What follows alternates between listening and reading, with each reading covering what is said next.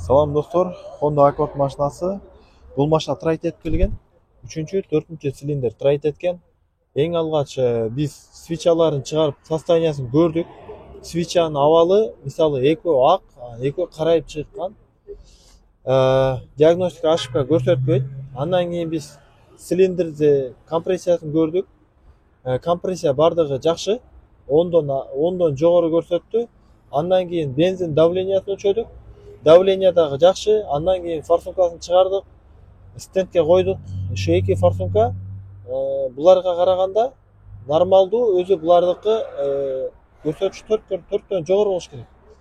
Бұлар 2, бұлар 4 болып қалған. Эми ошолорду сеткаларын алмаштырдық. Жаңы сеткалар салып, аппарат тазалап салдық. Андан кейін бардығы нормалдашты. Газ бергенде баягы бырылдап буулуп аткан. Азыр жүргүзөбүз.